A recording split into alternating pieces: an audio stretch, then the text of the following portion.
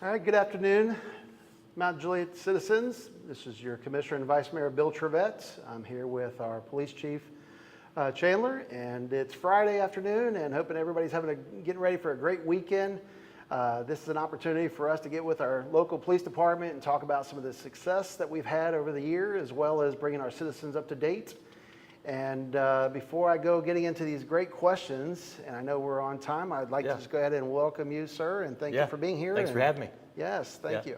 Appreciate all your support year after year. You, the whole Board of Commission, our mayor, city leadership have really invested in our police department. We're going to talk about some of those investments today, but we're standing in our much needed headquarters. We're grateful for that, but also all the technology that we use every day and what we hear from our community about how we use that technology and how it leads to safety. Y'all have been behind us 110%, and we're definitely grateful for that. Thank you, sir. I appreciate you. You know, there's been a lot of topics here, so I had to get a list with me, so I appreciate the list. It's always great, and with all the social media that we got going on, I think we tell a great story as a citizen and also about your department. And I think let's just get right into the questions. That's the best thing for us to do. So one of the biggest success stories have been the continued decline in crime. So what are you seeing right now in Mount Juliet? Yeah, man, it's huge on the amount of crime that continues to actually go down in our community. You would almost think it's unheard of, especially with a community that's nearly 50,000 people, and the amount we have grown over the years, as rapid as we have grown. Most people assume crime grows with growth. We've seen it go the opposite direction. Our crime has actually been falling because we've been very strategic with your help and very proactive with the work of our officers every day, supplemented with the tools that we have, license plate readers, cameras at intersections, our future drone as a first responder program. But really, ever since we implemented that technology, the crime continues to drop, right? And we implemented that for one huge reason. We saw that the criminals were coming out of Nashville, right, traveling to Mount Juliet and committing crime against our residents. And with me, I don't want any victims in our community. So if there is something out there that can help us be more effective, be more efficient, lower the crime, keep our community members safe so they're not victims, then man, let's have it. You know, when I was on patrol back in 2007, we averaged nearly 20 vehicle burglaries a month, right? Today, we only average about one a month. Huge, significant drop in crime. Oh, yeah. And Mount Juliet back in 2007 was only about 12,000 people, right? And today, fast forward nearly, 20 years later, we have nearly 50,000 people. Oh, yeah. And we have to work hard to keep the city safe. We have to have our community support that we're grateful for. They support us 100%. Thankfully, that support leads to our elected official support too. And y'all support us 110%. And that's what creates the success that we see and the drop in crime and the less victims in our community is we are all working together, right? Community members, the police, our elected body working together to protect this city. No, that's great. You know, there's so many great things to be talking about. I'm excited about this list. Yeah. So what have you talked about, so the adjusting, the strategic staffing plan of these positions and trends? You know, there's been a lot of topic about, you know, these types of positions. Can you go into some detail a little bit about that? Yeah, absolutely. So we did a strategic plan in 2020 to map out what will our fiscal impact be on the city related to the city's growth and the city's trajectory related to crime and call for service volume. But also in 2020, we implemented a lot of the new technology. So what we've seen is a huge return on investment, right? Because we may invest less than $300,000 a year on the technology that we use and what we implemented, but what it's actually saving is in long-term millions of dollars. Because at the latest data that we looked at last month, put out the report to y'all, to other people in the community, is instead of having to hire 4 to 6 police officers per year, we only need to really hire 2 officers per year.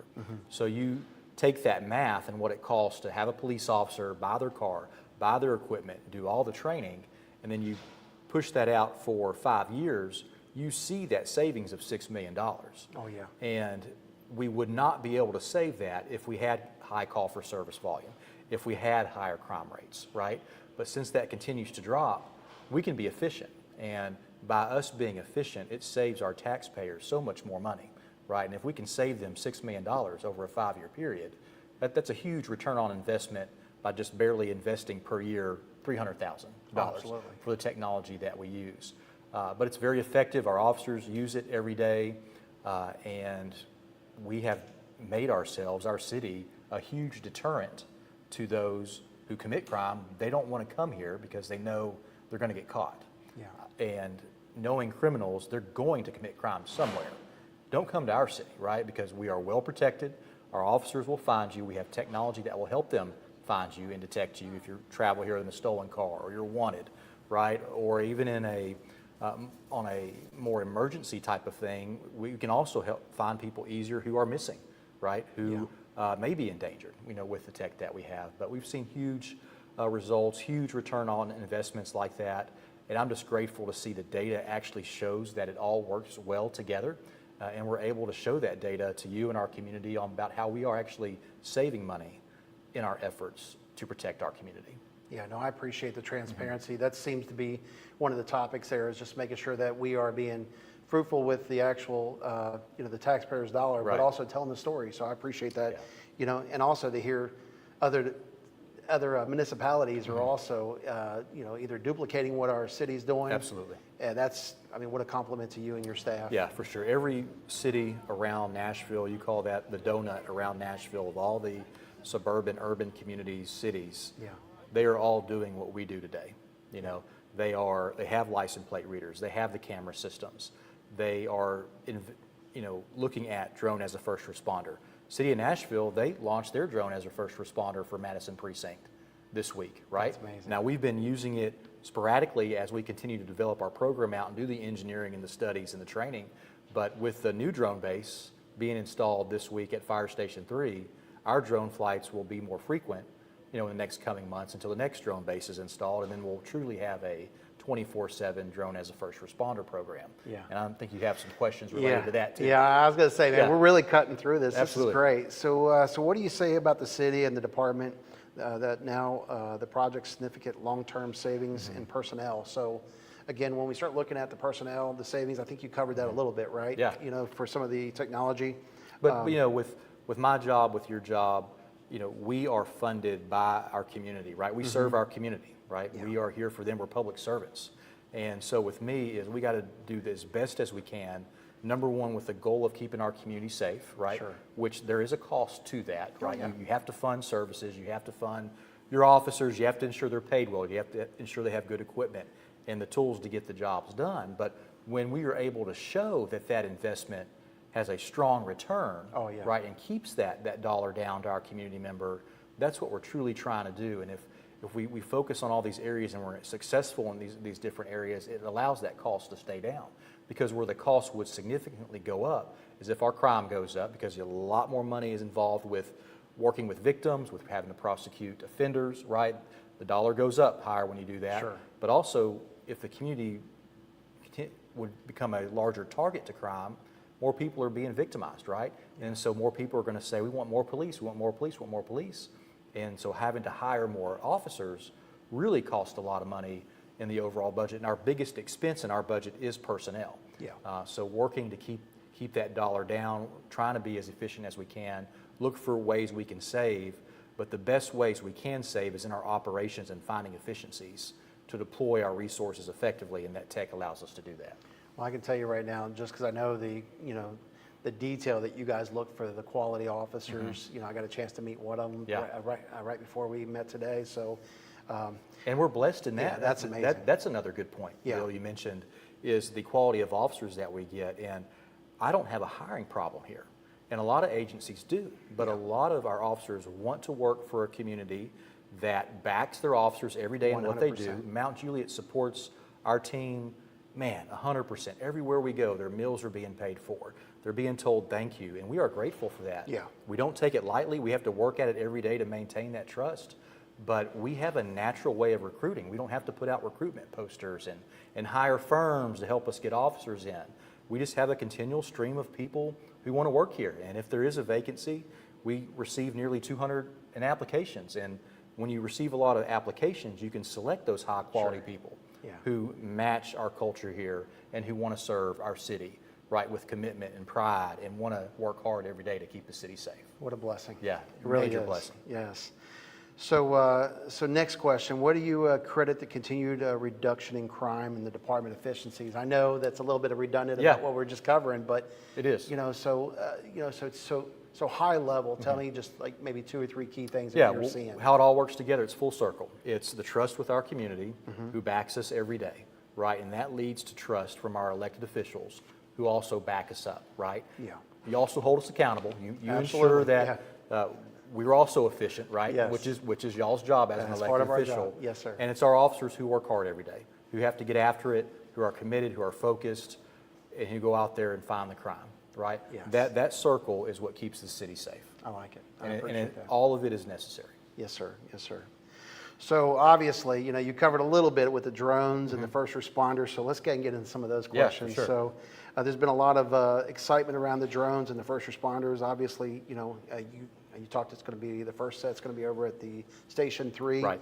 When is go live for that? Yeah, go live is like right now as we are speaking. So what you can't, with any drone as a first responder program, it requires a lot of engineering studies of the city. They map out all the structures, all the tall structures like your tall signs, like your cell phone towers. They get a radar installed as well because we do pilot those drones remotely out of our Advanced Response Communication Center with our dispatch operators who are Part 107 trained drone pilots. Sure. We send them to get the certification.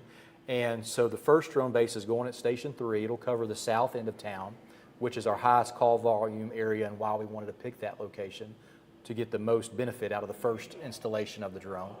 But it takes time, but we're grateful that the first base is installed and it'll be operational in the coming weeks and is continuing to ramp up to more full-time operation. But once both drone bases are live, which will be by September, 24/7, there will be an operator to fly those drones on any emergency call for service, any active call for service where there could be a crime that is committed. That drone will automatically launch, respond, hover over that incident, and begin to send real-time video back to the officer, back to the firefighter, back to the paramedic, back to our dispatch center, so we can be more informed about our response to that. I can give an example. One example we had when we flew some of our test flights was a couple months ago. We got a call of a burglary in progress at one of the streets off of Northwest Rutland Road. So the drone was there within 30 seconds and up in the air and watching the suspect vehicle, watching the suspect walk around the home before officers ever arrived. So it takes our officers' response anywhere from 3 to 5 minutes to respond to a call. The drone is there within 30 seconds. We're immediately getting that intelligence, tracking the suspect. They get there, they make contact with the suspect, and then, of course, do their investigation. Thankfully, it turned out to be just miscommunication between the homeowner and a pest control they were doing, right? Okay. But that's what it turned out to be, no real burglary, but that's an example in how it can be used.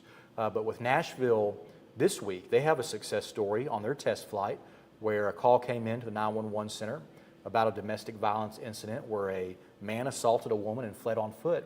The drone was there within 2 minutes, right? Saw the suspect and where he went and was able to direct officers to that suspect's location.